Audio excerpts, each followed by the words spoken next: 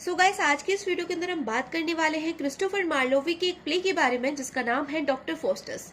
अब मैं आपको बता दूं कि जो क्रिस्टोफर मार्लोवी है और जो शेक्सपियर है, ये दोनों ही सेम एज के हैं, यानी कि दोनों ही एलिजाबेथन एज को बिलोंग करते हैं और दोनों ही जो है वो बहुत अच्छे ड्रामेटिस्ट हैं, बहुत अच्छे प्ले राइटर हैं। तो आज हम बात करने वाले हैं डॉक्टर फोस्टस यानी कि क्रिस्टोफर मार्लोवी के एक प्ले के बारे में।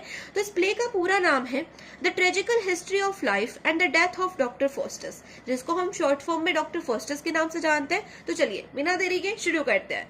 तो कहानी की शुरुआत होती है विटनबर्ग जर्मनी से। तो विटनबर्ग जर्मनी में एक डॉक्टर रहा करते थे जिनका नाम था डॉक्टर फोस्टस। अभी जो डॉक्टर थे ये बहुत बड़े विद्वान थे, यानी कि बहुत बड़े स्कॉलर थे।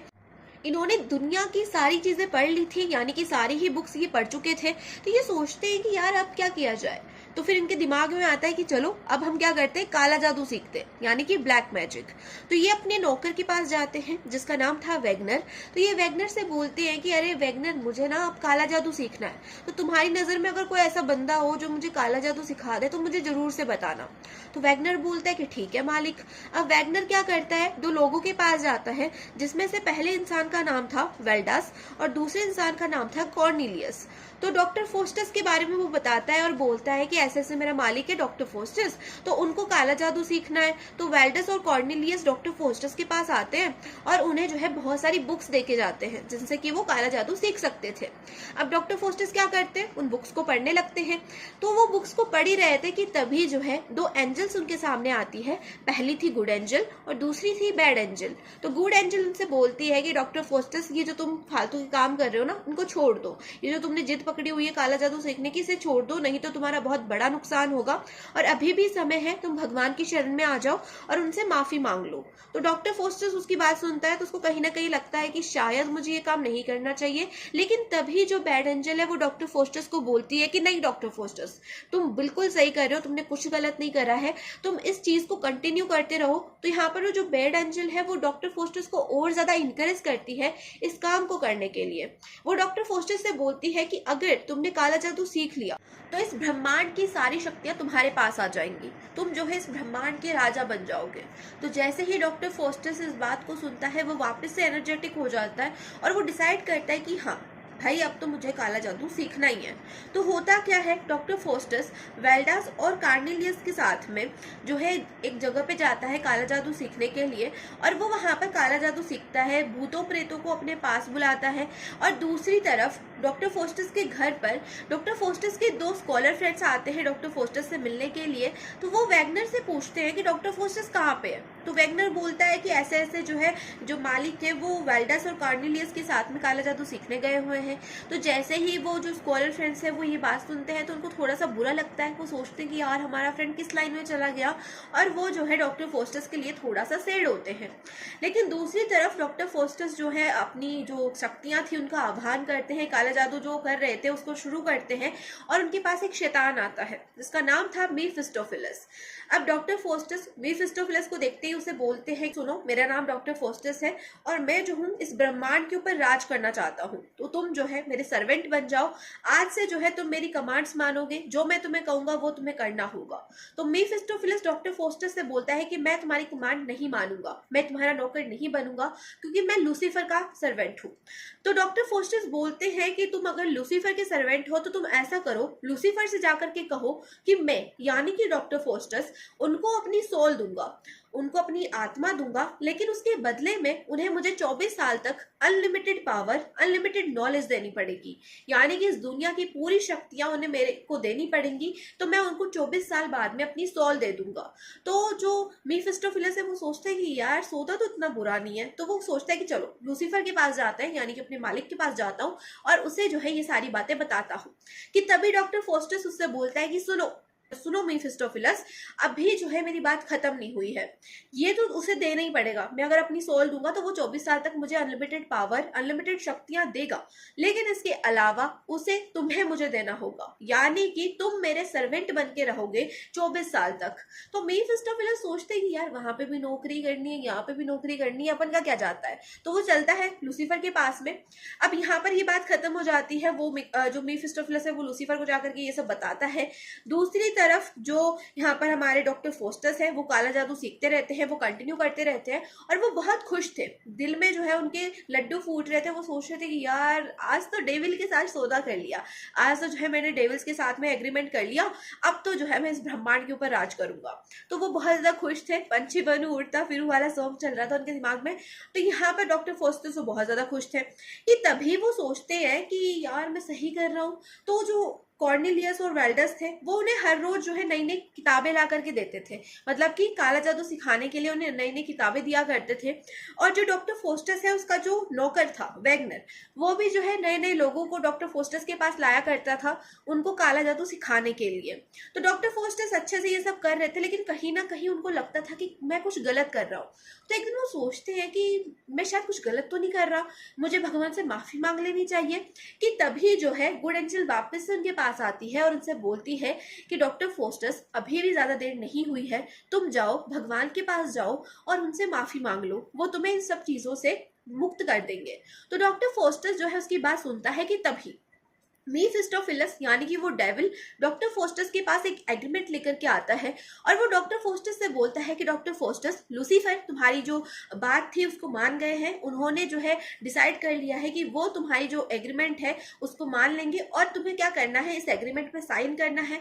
तो डॉक्टर फोस्टस बोलता है कि चलो ठीक है, एग्रीमेंट पे साइन करना तो कर देता हूँ।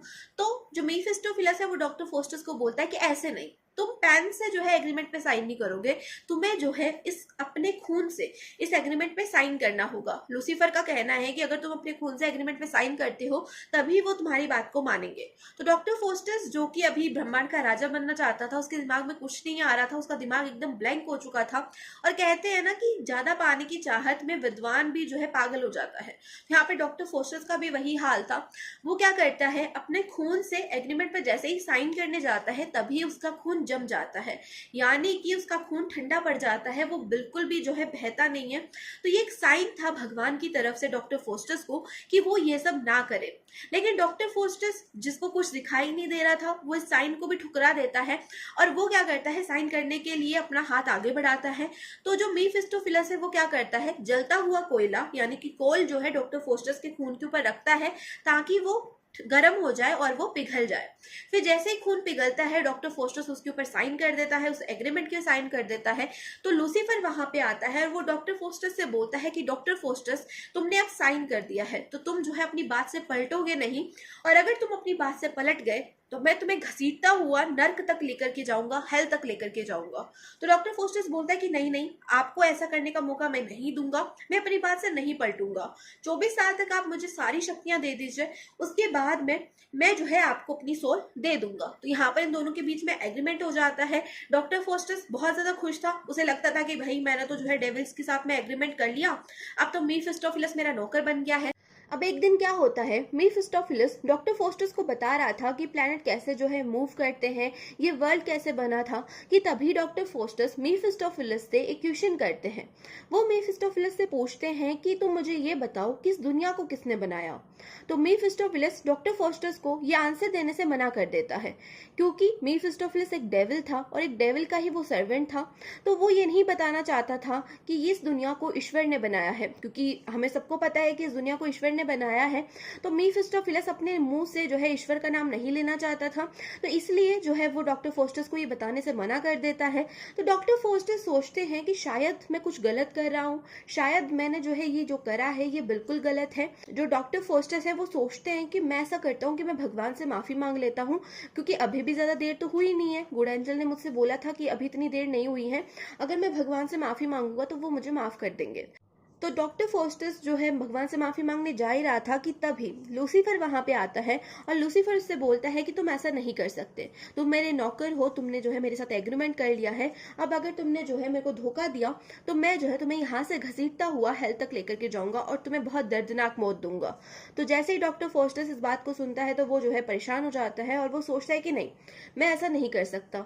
तो वो लूसीफर को बोलता है, उसको यकीन दिलाता है कि मैं ऐसा नहीं करूंगा, मैं भगवान से माफी नहीं मांगूंगा, जो तुमने 24 साल तक मुझे जो है अनलिमिटेड पावर दी है, अनलिमिटेड नॉलेज दी है, मैं उसका यूज करूंगा और इस वर्ल्ड पे राज करूंगा, मैं भगवान से माफी नहीं मांगूंगा। अब होता क्या है, जो लूसीफर है वो डॉक्टर फोस्टस को इंटरटेन करने के लिए उसे एक बुक देता है। तो डॉक्टर फोस्टस उस बुक को पढ़ता है और जो मीफिस्टोफिलस है वो डॉक्टर फोस्टस को वर्ल्ड टूर पे लेके जाता है। अब डॉक्टर फोस्टस और मीफिस्टोफिलस एक बग्गी में बैठ करके पूरी दुनिया को घूमने के लिए जाते हैं। दोनों ने पूरी दुनिया घूम ली थी और अंत में जो है वो रोम में उतरते हैं। रोम, वहां पर आकर के वो जो डॉक्टर फोस्टस है वो मीफिस्टोफिलस से बोलता है कि मुझे यहाँ के जो स्मारक है वो देखने हैं, यहाँ पे जो स्ट्रक्चर्स बने हुए हैं उनको मुझे जाकर के देखना है। तो मीफिस्टोफिलस बोलता है कि स्ट्रक्चर तो बाद में देखेंगे, पहले ऐसे करते हैं, यहाँ पे जो रोम का जो पोप है ना, पहले उसको परेशान करते हैं। तो डॉक्टर फोस्टस और मीफिस्टोफिलस दोनों ही शैतान टाइप के थे, तो वो क्या करते हैं, उस वहां के जो पोप थे उनको परेशान करते हैं, उनके ऊपर जोक करते हैं और उसके बाद में जो है वो वापस जर्मनी आ जाते हैं। अब जैसे ही डॉक्टर फोस्टस जर्मनी आते हैं तो उनको बहुत फेम मिलती है, हर तरफ doctor Faustus doctor Faustus doctor Faustus हो रहा था। तो डॉक्टर फोस्टस बहुत खुश होता है। अब होता क्या है, जो जर्मनी के इम्पीरियर हैं चार्ल्स फिफ्थ, वो डॉक्टर फोस्टस को अपनी कोर्ट में इनवाइट करते हैं, अपनी कोर्ट में बुलाते हैं, क्योंकि उनको जो है डॉक्टर फोस्टस का मैजिक देखना था। तो डॉक्टर फोस्टस जो है वहां पे जाता है और अपना मैजिक दिखाता है, जो कुछ भी उसने सीखा था अभी तक वो सब जो है वो चार्ल्स को दिखाता है।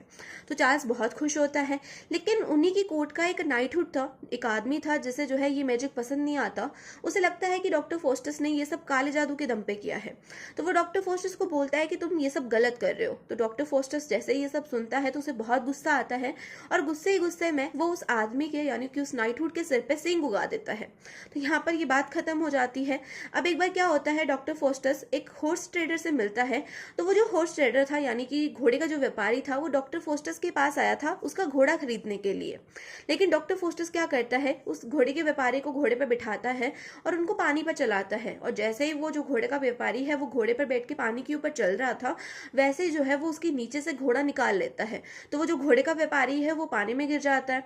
तो ऐसे ही डॉक्टर फोस्टस जो है हर एक इंसान के साथ मजाक किया करता था, उनका फन बनाया करता था, जो कि बहुत गलत बात थी। अब एक दिन क्या होता है, डॉक्टर फोस्टस का नौकर जो कि वैगनर था, वो डॉक्टर फोस्टस के पास आता है और वो डॉक्टर फोस्टस को बोलता है कि आपको जो है एक इनविटेशन आया है। एक नोबल मैन है जिनका नाम है ड्यूक ऑफ वैन होल्ट, उन्होंने आपको बुलाया है आपके मैजिक को देखने के लिए। अब जैसे ही डॉक्टर फोस्टस को इस बात का पता चलता है तो वो बहुत खुश होता है। अब वो क्या करता है, ड्यूक ऑफ वैन होल्ट के पास जाता है और उन्हें अपना मैजिक दिखाता है। लेकिन जो ड्यूक थे वो डॉक्टर फोस्टस से बोलते हैं कि फोस्टस, इतना सा मैजिक तो कोई भी कर लेता है, अगर तुम में दम है तो तुम हमारे लिए अंगूर लेकर के आओ, क्योंकि मुझे और मेरी डचेस को अंगूर खाने का मन कर रहा है। तो डॉक्टर फोस्टस सोचता है कि अभी तो जो है विंटर सीजन चल रहा है, अभी अंगूर कहाँ से आएंगे। लेकिन फिर वो क्या करता है, अपनी मैजिक से जो है अंगूर लेकर के आ जाता है। तो ऐसे टाइम बीतता जाता है और उसे पता ही नहीं चलता कि कब जो है उसका एग्रीमेंट खत्म होने वाला था, क्योंकि जो उसने 24 साल मांगे थे डेविल से वो खत्म होने वाले थे। और डॉक्टर फोस्टस जब लोगों को एंटरटेन कर रहा था तो वो इस बात को भूल जाता है। लेकिन लास्ट में जब उसे इस बात का याद आता है तो वो क्या करता है, अपनी जितनी भी प्रॉपर्टी थी वो अपने नौकर वैगनर के नाम कर देता है। उसे लगता है कि वैगनर ने मेरी इतनी मदद करी है, इतने सालों से वो मेरे साथ है, मेरी हेल्प करता रहा है और मेरे साथ में हमेशा रहा है, तो क्यों ना मैं अपनी प्रॉपर्टी उसको दे दूं, क्योंकि मैं तो मरने वाला हूं। तो वो क्या करता है, अपनी प्रॉपर्टी जो है वैगनर के नाम कर देता है। अब होता क्या है, जो डॉक्टर फोस्टस के स्कॉलर फ्रेंड्स थे वो डॉक्टर फोस्टस के पास आते हैं और वो जो है ऐश प्रस्ती करते थे, क्योंकि डॉक्टर फोस्टस बहुत शक्तिशाली बन चुका था, वो जो चाहे वो कर सकता था। तो जो स्कॉलर फ्रेंड्स है वो डॉक्टर फोस्टस के पास आते हैं और उससे बोलते हैं कि तुम ऐसा करो, ग्रीस हेलन की जो स्पिरिट है वो मंगवा लो।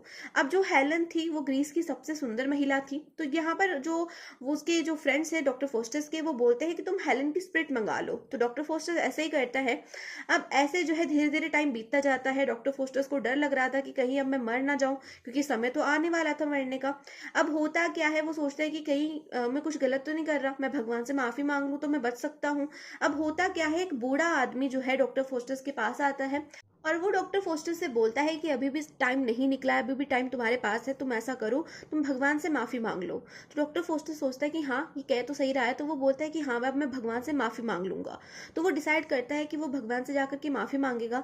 कि तभी मीफिस्टोफिलस वहां पे आता है और वो उससे बोलता है कि गद्दार कहीं के, तुम्हें अकल नहीं है, तो मैं तुम्हें इतने दिनों से जो है तुम्हारा सर्वेंट बना हुआ हूँ, 24 साल हमें हो गए हैं तुम्हारे साथ रहते हुए, और तुम अब लास्ट में आकर के गद्दारी कर रहे हो। तो डॉक्टर फोस्टस बोलता है कि नहीं नहीं, मैं तो भगवान से माफी नहीं मांगना चाहता था, वो तो इस बूढ़े आदमी ने मेरा ब्रेन वॉश कर दिया, इसलिए मैं जा रहा था, अब नहीं मांगूंगा।